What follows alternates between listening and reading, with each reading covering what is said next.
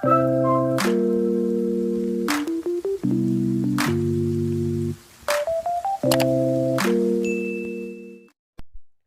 Friends, welcome to mission KVS.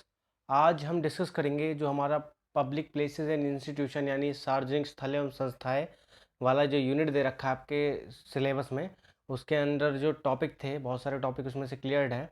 But जो हमारे दो तीन टॉपिक रहते थे मेन, एक था हमारा विधानसभा, एक है हमारा रोजगार नीतियाँ यानी एम्प्लॉयमेंट प्लान्स, और एक हमारा पंचायती राज इन राजस्थान या राजस्थान में रूरल एडमिनिस्ट्रेशन या फिर पंचायती राज।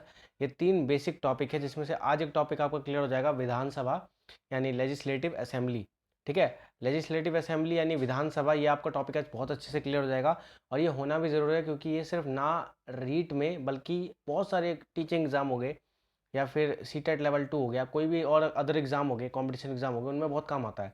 संसद का टॉपिक करवा चुका हूँ, प्लेलिस्ट में प्लेलिस्ट बनी है, उसमें आप जाकर देख सकते हैं। विधानसभा के बाद एम्प्लॉयमेंट प्लान करवाया जाएगा और एम्प्लॉयमेंट प्लान के बाद करवाया जाएगा पंचायती राज इन राजस्थान।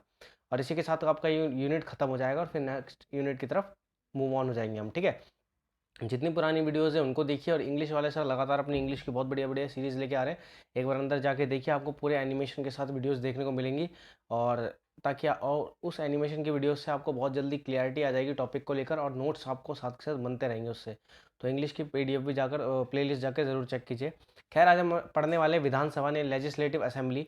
आपके टॉपिक में लेजिस्लेटिव असेंबली दिया हुआ है, इंग्लिश में लेजिस्लेटिव असेंबली और हिंदी में विधानसभा। लेकिन मैं आज आपको थोड़ा सा इंट्रोडक्शन दूंगा स्टेट बॉडी सिस्टम का। स्टेट बॉडी सिस्टम का एक इंट्रोडक्शन दूंगा बेसिक सा, जिससे आपको विधानसभा भी समझ में आ जाएगी, विधान परिषद यानी लेजिस्लेटिव काउंसिल, और लेजिस्लेचर यानी जो हमारा गवर्नर है, थोड़ा राज्यपाल, उसके बारे में भी हल्का फुल्का डिस्कस कर लेंगे। टॉपिक में सिलेबस में आपके विधानसभा ही दिया हुआ, तो विधानसभा को मेनली फोकस करेंगे। ठीक है, तो स्टेट बॉडी सिस्टम यानी राज्य शासन व्यवस्था का हमारे संविधान में आर्टिकल 152 से लेकर 237 तक जिक्र किया हुआ है, और इन्हीं आर्टिकल्स के बीच में हमारा जो विधानसभा का आर्टिकल है वो भी इंक्लूडेड है, जिसको हम पढ़ेंगे। देखो, एक होता है विधानमंडल, लेजिस्लेचर। देखो, जैसे हमारे सेंट्रल लेवल पे होती है संसद, यानी सेंट्रल लेजिस्लेचर होता है, संसद होती है, जिसको तीन पार्ट्स में बांटते हैं, एक तो लोकसभा, एक राज्यसभा और एक राष्ट्रपति। ऐसे जो स्टेट बॉडी सिस्टम है वो सेंट्रल बॉडी सिस्टम था। अब स्टेट बॉडी सिस्टम जो होता है उसका लेजिस्लेचर जो होता है यानी विधानमंडल, जिसका जिक्र आर्टिकल 168 में किया गया है, उसको भी तीन पार्ट में बांटा जाता है। उसमें से पहला पार्ट होता है राज्यपाल यानी गवर्नर, जिसका जिक्र आर्टिकल 153 में किया गया है। ठीक है, दूसरा होता है विधानसभा यानी लेजिस्लेटिव असेंबली, जिसका जिक्र आर्टिकल 170 में किया गया है। तीसरा होता है विधान परिषद, जिसका जिक्र किया गया आर्टिकल 169। एक मिनट वेट करना ज़रा। और जो हमारा नेक्स्ट है वो है विधान परिषद यानी लेजिस्लेटिव काउंसिल। ठीक है, कुछ राज्यों में देखो ये मौजूद है, ये हमारे भारत के सारे राज्यों में मौजूद नहीं है। भारत के सारे राज्यों में यानी सारे स्टेट में विधानसभा यानी लेजिस्लेटिव असेंबली मौजूद है, असेंबली मौजूद है। लेजिस्लेटिव काउंसिल हर जगह मौजूद नहीं है, लिमिटेड जगह मौजूद है। इसके मेन जो है हमारे सिलेबस में वो ये दिया हुआ है, तो हमें इसको पढ़ना है। लेकिन मैं थोड़ा सा इसके बारे में और इसके बारे में डिस्कशन करूँगा, क्योंकि ये स्टेट बॉडी का पार्ट हो जाता है। ठीक है, जैसे हमारी केंद्र की सरकार चलती है, उसमें लोकसभा, राज्यसभा और राष्ट्रपति होते हैं, वैसे ही हमारी जो राज्य की सरकार होती है यानी स्टेट गवर्नमेंट होती है, वो भी विधानसभा और विधान परिषद और राज्यपाल से मिलकर बनती है। राज्यपाल जैसे सेंट्रल गवर्नमेंट में राष्ट्रपति के नाम पर बहुत सारा काम किया जाता है, वैसे स्टेट गवर्नमेंट पे राज्यपाल के नाम पर और राज्यपाल के सपोर्ट से बहुत सारा काम किया जाता है, और इनकी नियुक्ति जो है वो राष्ट्रपति कर देते हैं। ठीक है, ये जो हमारी सीरीज है read special bilingual EVS series है, मतलब हमें हर चीज़ बाइलिंगुअल पढ़नी है ताकि कोई दिक्कत परेशानी ना हो। हिंदी मीडियम वालों को तो दिक्कत होगी नहीं, साथ के साथ इंग्लिश मीडियम वाले भी खुश रहेंगे। ठीक है, तो हम पढ़ने वाले विधानसभा यानी लेजिस्लेटिव असेंबली, जिसका जिक्र किया गया आर्टिकल 170 में। आर्टिकल्स याद रख लेना, बहुत इंपॉर्टेंट होते हैं। बेसिक फीचर सारे आपको यहाँ पर पता चल जाएंगे, कोई दिक्कत परेशानी वाली होने वाली बात है ही नहीं आज। ठीक है, तो विधानसभा को निम्न सदन यानी लोअर हाउस या लोकप्रिय सदन यानी पॉपुलर हाउस भी कहा जाता है। एक कॉमन सा चीज़ बताऊँ, जैसे अपना केंद्र में यानी सेंटर में या केंद्र में जो है हमारे राष्ट्रपति हुए, वैसे ही स्टेट में हमारे गवर्नर हुए। जैसे सेंटर में हमारा लोकसभा हुआ, वैसे ही स्टेट में हमारा विधानसभा यानी लेजिस्लेटिव असेंबली हुआ। जैसे सेंटर में हमारा राज्यसभा हुआ, वैसे ही हूबहू, बहुत थोड़ा सा माइनर डिफरेंस होगा, वही विधान परिषद यानी लेजिस्लेटिव काउंसिल हुआ। ठीक है, तो ज़्यादा बड़ी चीज़ नहीं है, वो सेंटर के लिए काम करते हैं, और ये जो हैं ये सारे ये स्टेट के लिए काम करते हैं। ओके, तो विधानसभा को निम्न सदन यानी लोअर हाउस या लोकप्रिय सदन यानी पॉपुलर हाउस कहते हैं। ठीक है, आर्टिकल 170 में विधानसभा की स्ट्रक्चर और स्ट्रक्चर यानी संरचना और गठन का फॉर्मेशन वगैरह के बारे में बताया है। ठीक है, विधानसभा में अधिकतम यानी हाईएस्ट सीट 500 और लोएस्ट सीट 60 हो सकती है। ठीक है, हाईएस्ट कितनी हो सकती है 500 और लोएस्ट कितनी हो सकती है 60। ठीक है, ये मेन है 500 और 60 का रेशियो जो है, हाईएस्ट 500 और लोएस्ट 7 किस में 60 किस में, विधानसभा यानी लेजिस्लेटिव असेंबली में। लेकिन एक अपवाद है, एक्सेप्शनल केस है, एक अपवाद है, एक्सेप्शन है एक चीज़ का कि भाई कुछ कुछ राज्य ऐसे हैं भारत के, जैसे सिक्किम में 32 सदस्य, गोवा में 40 और मिजोरम में 40। लोएस्ट 60 हो सकते हैं लेकिन 60 से कम तो कुछ राज्यों में है।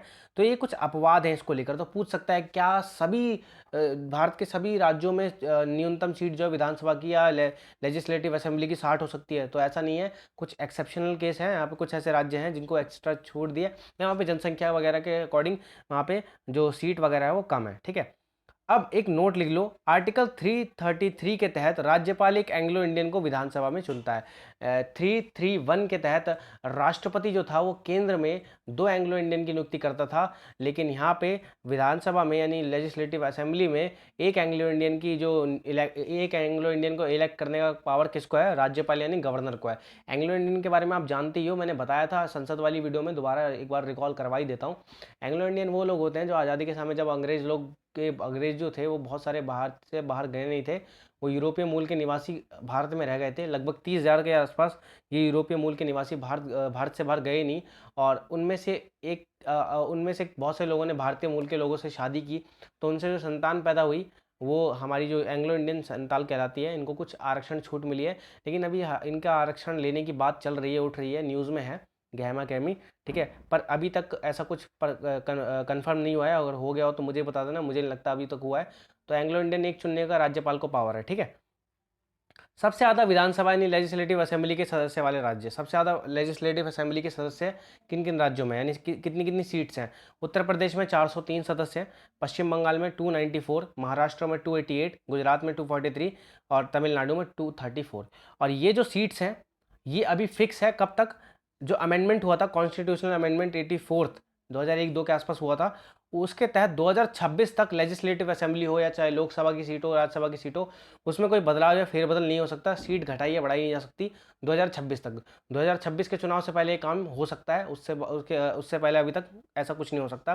तो इतनी सीट फिक्स है। और राजस्थान में इसके अकॉर्डिंग हमारे यहाँ पे 200 लेजिस्लेटिव जो सीट्स हैं 200 है वहाँ पे, यानी वहाँ पे कितने मेंबर ऑफ लेजिस्लेटिव असेंबली कितने हैं?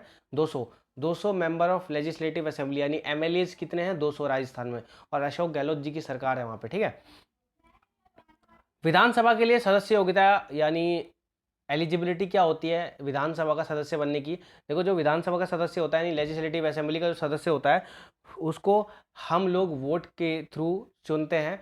तो इसके लिए भी कुछ एलिजिबिलिटी क्राइटेरिया होता है, उसको पढ़ लेते हैं, जिसका जिक्र आर्टिकल 173 में किया गया है। व्यक्ति भारत का नागरिक होना चाहिए, he should be the citizen of India. ठीक है, भारत का नागरिक हो। 25 वर्ष की उसकी आयु एज होनी चाहिए, 25 वर्ष पूरे कर चुका हो।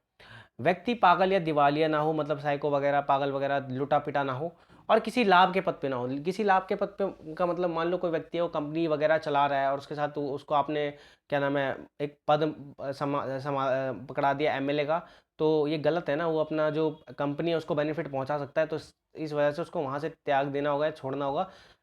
अगर वो एमएलए है या कोई भी मुख्यमंत्री हो गया तो उसको अपना जो है लाभ का पद छोड़ना होगा और एक पद पर बना रहना होगा। ठीक है, इसके बाद विधानसभा का कार्यकाल टेन्योर, इसका जिक्र आर्टिकल 172 में किया गया है। ठीक है, विधानसभा का कार्यकाल 5 साल का होता है, लेकिन राज्यपाल जो गवर्नर होता है वो मंत्रिपरिषद यानी काउंसिल ऑफ मिनिस्टर्स, जिसमें मुख्यमंत्री भी शामिल होते हैं, उनकी सिफारिश पर 5 साल से पहले भी इसे डिसॉल्व या भंग कर सकता है। क्योंकि आपको पता है गठबंधन की सरकार कभी कभी बन जाती है तो चलने वाली होती नहीं, तो डिसॉल्व करवाया जा सकता है। इसमें मुख्यमंत्री का और काउंसिल ऑफ मिनिस्टर का बहुत रोल होता है। ठीक है, राष्ट्रीय आपातकालीन नेशनल इमरजेंसी की जो सिचुएशन में जो ये इनका काम है, जो ये इनका टेन्योर है, वो 5 से 1 साल बढ़ाया जा सकता है। क्यों बढ़ाया जा सकता है? क्योंकि उस समय राष्ट्रीय आपातकाल मान लो लग गया, नेशनल इमरजेंसी लग गई, तो उसके बाद तो कोई चुनाव वगैरह हो नहीं सकते, तो देश का काम भी चलना चाहिए, तो 1 साल इसका बढ़ा देते हैं कार्यकाल। ठीक है, विधानसभा के कार्य, फंक्शन और पावर। ठीक है, मतलब फंक्शंस और इनकी पावर पढ़ लेते हैं, important two point, major power. इसको अच्छे से डिस्कस कर लेंगे, किसी प्रकार की कोई दिक्कत परेशानी होने वाली है नहीं अपने आप को इसमें। ठीक है, तो इसमें जो है, और एक चीज़ और बता दूं, हाँ कार्य से पहले एक चीज़ और बता दूं, तो विधानसभा के सेशन होते हैं ना, वो साल में कम से कम 2 बार बुलाए जाने चाहिए, 2 बार, ठीक है, साल में कम से कम 2 बार बुलाए जाने चाहिए, और 2 बार का गैप 6 महीने से ज़्यादा नहीं होना चाहिए। यानी पहले 6 महीने में बुला सकते हो एक सेशन, और दूसरे 6 महीने में, 6 से 7वां महीना नहीं होना चाहिए, यानी अगले साल तक नहीं जाना चाहिए टाइम। साल में 2 बार सेशन बुलाया जा सकता है। और कोरम यानी गणपूर्ति होती है विधानसभा की, वो भी 1/10 होती है, 1/10 सदस्य होने चाहिए, कोरम पूरा होना चाहिए, ठीक है, अदरवाइज विधानसभा है जो है वो स्थगित हो जाती है, चलती नहीं है उस समय, ठीक है। और साल में 2 ही बार सेशन होते हैं इसके, वो भी 6-6 महीने के गैप में, 6-6 महीने से ज़्यादा का गैप नहीं होना चाहिए, ठीक है। तो एक फैक्ट था, एक पॉइंट था जो मुझे बताना था, मैंने आपसे डिस्कस कर लिया है, ठीक है। अब इसके विधायी कार्य यानी लेजिस्लेटिव पावर क्या होती है इसके पास, ठीक है, इसको हम एडमिनिस्ट्रेटिव पावर भी कह सकते हैं। तो राज्य सूची यानी स्टेट लिस्ट, और जो विधानसभा है उसको स्टेट लिस्ट और कंकरेंट लिस्ट यानी समवर्ती सूची, कंकरेंट लिस्ट और स्टेट लिस्ट पे कानून बनाने का अधिकार है। वहीं जो सेंट्रल गवर्नमेंट होती है उसको जो हमारा संघ सूची होती है, यूनियन लिस्ट होती है, उस पर, और कंकरेंट लिस्ट, इस पर भी कानून बनाने का अधिकार होता है, ठीक है।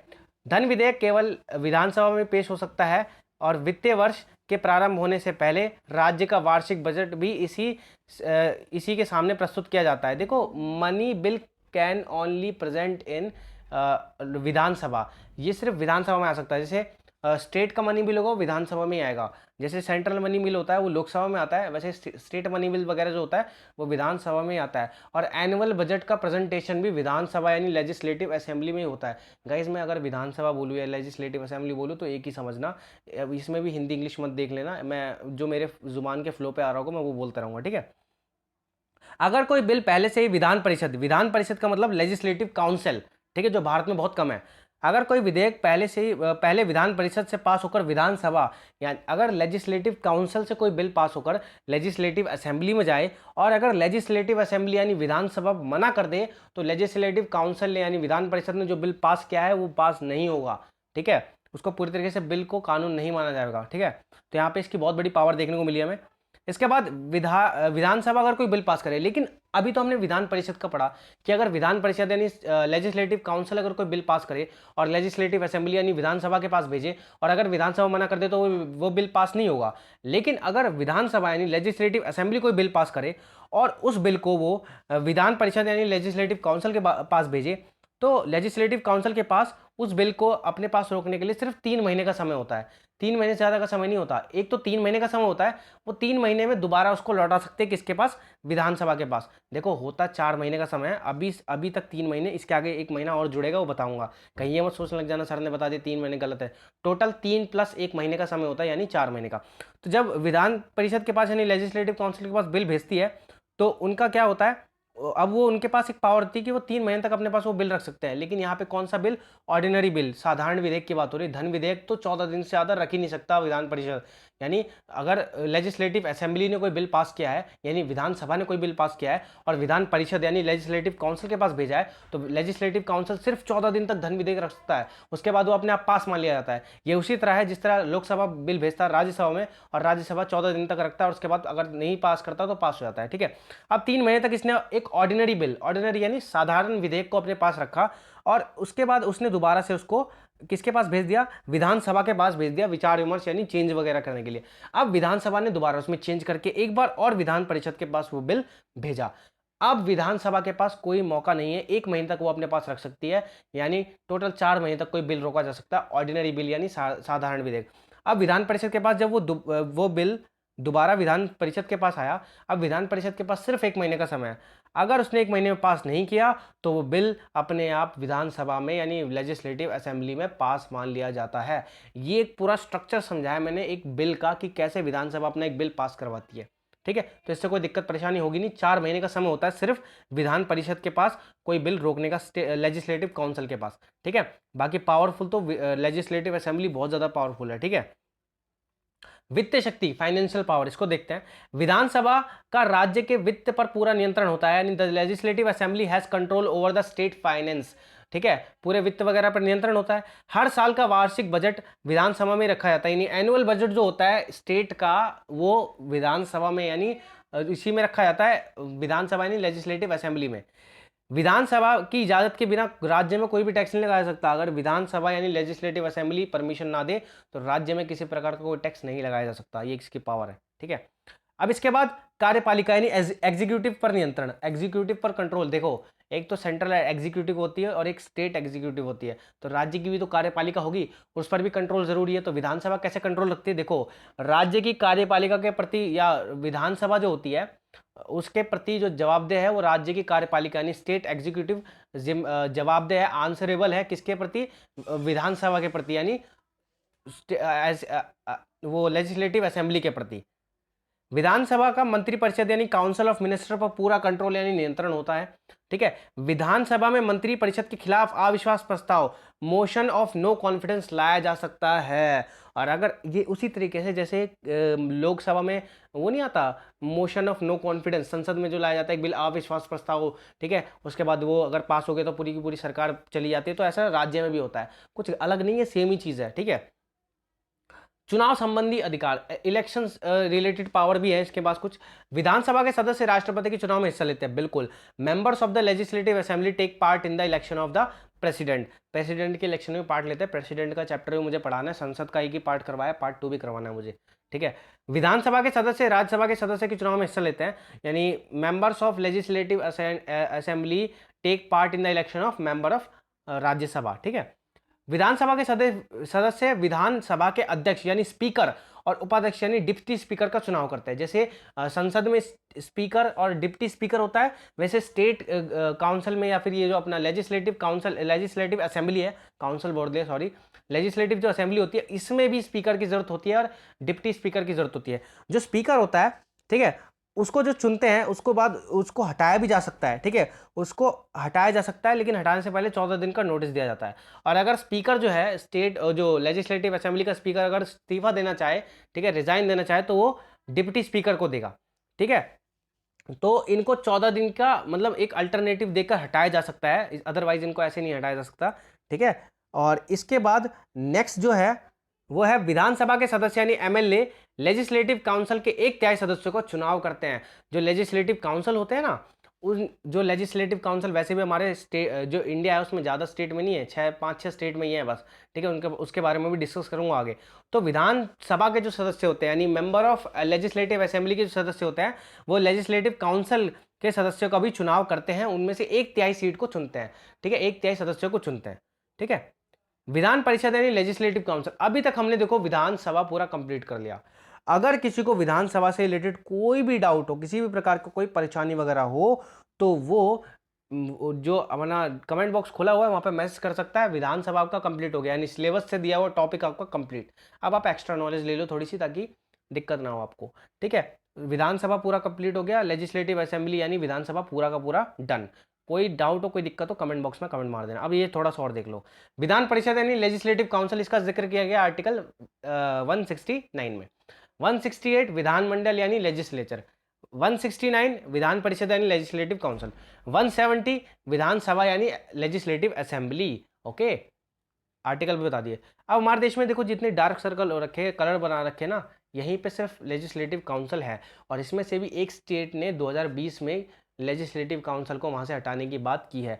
एक बात बता दूं कि जो लेजिस्लेटिव काउंसिल होता है यानी विधान परिषद होता है, इसको भंग यानी पूरी पूरी तरीके से खत्म किया जा सकता है जीवन भर के लिए, ठीक है। राज्यसभा के साथ ऐसा नहीं हो सकता, लेकिन विधान परिषद के साथ ऐसा हो सकता है। तो अभी जो हमारा आंध्र प्रदेश है उसने ये काम किया है, उसने 2020 में प्रस्ताव डाला है कि इसको हटाया जाए, यहाँ से विधान परिषद यानी लेजिस्लेटिव काउंसिल को हटाया जाए।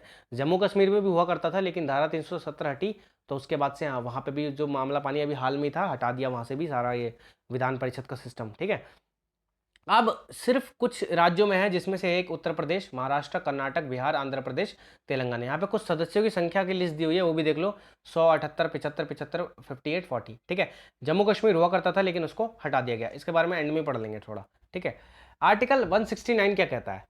किसी भी राज्य में विधान परिषद यानी लेजिस्लेटिव काउंसिल के निर्माण यानी फॉर्मेशन और समाप्ति यानी डिसॉल्व का उल्लेख है। यानी किसी भी राज्य में स्टेट में लेजिस्लेटिव काउंसिल को स्टेब्लिश किया जा सकता है, बनाया जा सकता है, उसकी फॉर्मेशन की जा सकती है और साथ साथ उसको डिसॉल्व भी किया जा सकता है। ये आर्टिकल 169 कहता है, यानी कि ये परमानेंट हाउस नहीं है। अब ये परमानेंट हाउस नहीं है राज्यसभा की तरह, ठीक है। आर्टिकल 171 क्या कहता है कि विधान परिषद यानी लेजिस्लेटिव काउंसिल की संरचना यानी स्ट्रक्चर के बारे में बताता है इसमें, ठीक है। विधान परिषद यानी लेजिस्लेटिव काउंसिल में हाईएस्ट सदस्य कितने हो सकते हैं, उसी स्टेट की जो लेजिस्लेटिव असेंबली है उसका कुल 1/3 सदस्य ही हाईएस्ट सदस्य हो सकते हैं किसके, लेजिस्लेटिव काउंसिल के। दोबारा सुनो, लेजिस्लेटिव काउंसिल में हाईएस्ट नंबर ऑफ मेंबर कितने हो सकते हैं, उसी स्टेट के जो लेजिस्लेटिव असेंबली यानी राज्य की विधानसभा के कुल 1/3 सदस्य ही लेजिस्लेटिव काउंसिल के हाईएस्ट सदस्य कहलाते हैं। और लोएस्ट कितने होते हैं, 40, ठीक है। लेजिस्लेटिव काउंसिल के लोएस्ट सदस्य यानी 40 होते हैं, ठीक है। विधान परिषद यानी लेजिस्लेटिव काउंसिल के सदस्यों का इलेक्शन। अब इनको चुना कैसे जाता है, देखो इनको हम डायरेक्ट नहीं चुनते, इनका भी अप्रत्यक्ष प्रणाली इनडायरेक्ट मेथड से इनका चुनाव होता है, ठीक है। कैसे होता है देखो, अब सबसे पहले इनमें से कम 1/6 मेंबर जो होते हैं ना, वो हमारे चुने आते हैं गवर्नर के द्वारा, ठीक है। इसमें जो गवर्नर है वो साहित्य विज्ञान कला वगैरह के वहाँ से चुनता है, ठीक है। इसके बाद नेक्स्ट है 1/3 जो मेंबर होते हैं वो हमारे लेजिस्लेटिव असेंबली के सदस्यों के द्वारा चुना जाता है, पीछे पढ़ा हमने। इसमें से फिर इसके बाद जो 1/3 मेंबर होते हैं वो रूरल एडमिनिस्ट्रेशन और म्यूनसिपल कॉर्पोरेशन के सदस्य जो होते हैं वो चुनते हैं, ठीक है। और इसके बाद जो 1/12 मेंबर होते हैं उनको जो सेकेंडरी स्कूल के टीचर जो होते हैं ना वो चुनते हैं, लेकिन वो सेकेंडरी स्कूल के टीचर जिनको कम से कम 3 साल का एक्सपीरियंस हो पढ़ाने का। इसके बाद लास्ट जो 1/12 मेंबर होते हैं वो चुने जाते हैं ग्रेजुएटेड स्टूडेंट यानी स्नातक की डिग्री जिनके पास हो, ग्रेजुएशन की डिग्री जिनके पास हो, वो सदस्य चुनते हैं, ठीक है। तो ये फॉर्मेशन है, इस तरीके से लेजिस्लेटिव काउंसिल के सदस्य का इलेक्शन होता है। ये आपको और भी एग्जाम में बहुत काम आएगा, ध्यान रखना। एलिजिबिलिटी क्या होती है इनकी, आर्टिकल 173 के अकॉर्डिंग 30 वर्ष की आयु पूरी कर चुका हो, बाकी सारा सेम है, 30 वर्ष की आयु बस होनी चाहिए। लेजिस्लेटिव असेंबली में कितनी थी, 25, लेजिस्लेटिव काउंसिल में कितनी है, 30, ज़्यादा कोई फर्क नहीं है। व्यक्ति भारत का नागरिक हो, पागल या दिवालिया ना हो। टेन्योर यानी कार्यकाल आर्टिकल 172 में बताया इसका कार्यकाल 6 साल का होता है, लेकिन हर साल जो इस हाउस से 1/3 जो मेंबर हैं वो रिटायरमेंट यानी अवकाश ग्रहण करते हैं। लेकिन एक चीज़ बता दूं कि एक मज़ेदार फैक्ट है कि विधान परिषद यानी लेजिस्लेटिव काउंसिल कोई परमानेंट हाउस नहीं है, इसे डिसॉल्व यानी ख़त्म किया जा सकता है, जो कि अभी आंध्र प्रदेश में पिटीशन वो एक प्रस्ताव जारी किया 2020 में ही, ठीक है। शायद अब तक ख़त्म भी हो गया होगा, मैंने न्यूज़ वगैरह देखी नहीं है, पर मेरे को लगता नहीं है अभी तक हुआ है, बट हो जाएगा। प्रस्ताव पारित किया है तो मतलब कर ही देंगे इसको ख़त्म आंध्र प्रदेश से। अब इसके काम, वैसे इसके पास ज़्यादा कुछ पावर है नहीं, थोड़ी सी पावर है, वो देख लेते हैं। साधारण विधेयक यानी ऑर्डिनरी बिल को अधिकतम अपने पास 4 महीने तक रोक सकता है और मनी बिल को 14 दिन तक, बस, ठीक है। Points to remember, last slide है, लास्ट पॉइंट है, इसके बाद अपना मामला पानी खत्म। जम्मू कश्मीर में धारा 370 हटने के बाद वहां से लेजिस्लेटिव काउंसिल हटा दी गई, वहां पे कोई लेजिस्लेटिव काउंसिल नहीं है।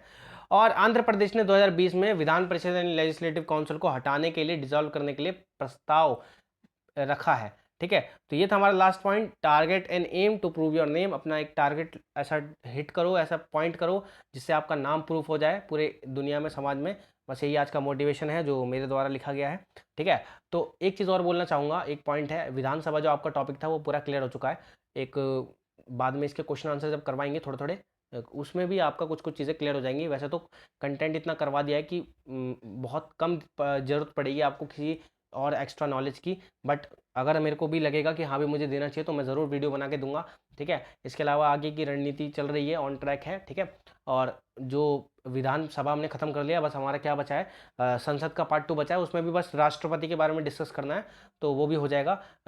एम्प्लॉयमेंट प्लान यानी रोज़गार नीतियों के बारे में डिस्कस करना है अपन को। और रूरल या जो हमारा पंचायती राज इन राजस्थान है, ये रह गया है। ये 3 टॉपिक रह गए इस यूनिट के। ये खत्म करने के बाद जो अगला यूनिट है हमारा, जो राजस्थान के बारे में है पूरा, उसमें से भी मैंने काफ़ी टॉपिक करवा दिए, तो मेरे को उस यूनिट को भी खत्म करवाने में ज़्यादा टाइम लगेगा नहीं, ठीक है। तो ये हमारा पूरी मामला पानी चल गया है। पुराने जो वीडियोज़ हैं वो सारे देख लो, वो सारे वीडियो बहुत इंपॉर्टेंट है। ये मत समझना एग्जाम नहीं होगा, टल भी सकता है, कुछ भरोसा नहीं है, बट 20 जून को टारगेट मानकर तैयारी करो, आपकी तैयारी बरकरार रहनी चाहिए। पुरानी वीडियो सारे देख मारो, ठीक है। और बस ऐसे ही अपना पेशेंस बनाए रखो, बहुत अच्छी बात है आप लोग इस समय भी हमारी वीडियोज़ वगैरह देख रहे हो, बस ऐसे ही सपोर्ट बनाए रखो और एक अपना टारगेट करो, target and aim to prove your name, ठीक है। और बाकी वीडियो को देखने के लिए धन्यवाद। लाइक शेयर सब्सक्राइब आप कर सकते हो, आपकी मर्जी है, श्रद्धा है। बाकी बाय, मज़े कीजिए बस।